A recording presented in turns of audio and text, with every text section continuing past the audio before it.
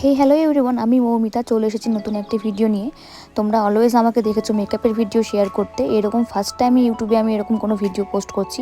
তো আমি চাইবো তোমরা আমাকে সাপোর্ট করো অ্যান্ড আমার চ্যানেলটাকে সাবস্ক্রাইব করে দিও। আমার চ্যানেলের নাম মৌমিতাস মেকআপ স্টুডেন্ট একাডেমি।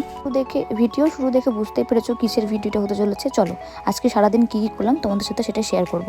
দিনটি ছিল রবিবার, সেদিন খুব ভালো একটা ওয়েদারও ছিল।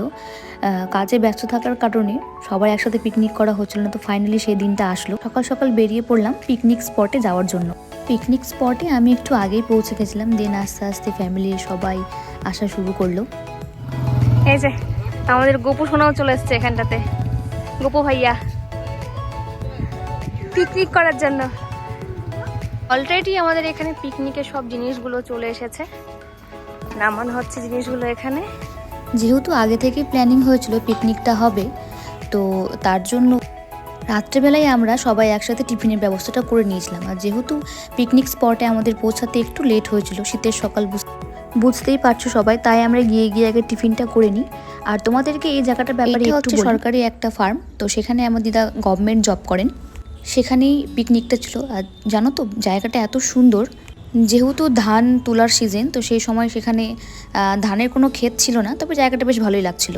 এখন প্রায় বাড়িতেই ইন্ডাকশন ওভেন আছে, যেহেতু বাড়িতে এরকম ওভেনে রান্নাই খাওয়া হয়, তো আমরা ভেবেছিলাম যে না, একটু আমরা উনুনে রান্না খাবো। আর একটা জিনিস দেখবে সবাই, যে উনুনে রান্নার টেস্ট কিন্তু একদমই আলাদা হয়, ভীষণ সুন্দর হয় টেস্ট।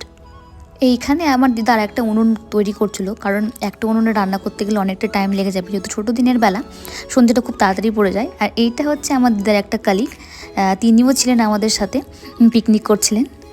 আর এটা আমার একটা ছোট্ট বুনু, সে নাচছিল, দেখো কত সুন্দর, দেখেই মজা লাগছিল ওকে, যে এতটা আনন্দ পেয়েছে সেই দিনটাতে।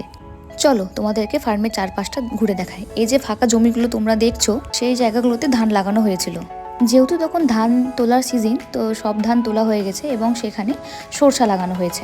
আর এই জায়গাটা যে তোমরা দেখছো, এটা হচ্ছে একটা বৃষ্টির জল মাপার মেশিন, যে কতটা কি বৃষ্টি হলো, তারপর জমিতে কতটা কি জল দিতে হবে, তো সেই মেশিনের দ্বারাই তারা ঠিক করে।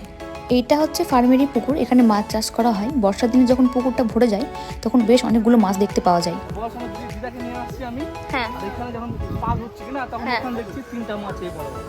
তাই না? ওই দুটাতে, ওই যে ওখানটাতে। যেহেতু ছোট দিনের বেলা খুব তাড়াতাড়ি সন্ধে পড়ে যায়, ওই জন্য দুটো উনুন করা হয়েছিল, একদিকে ভাত হচ্ছিল, একদিকে বাকি সবজিগুলো রান্না হচ্ছিল।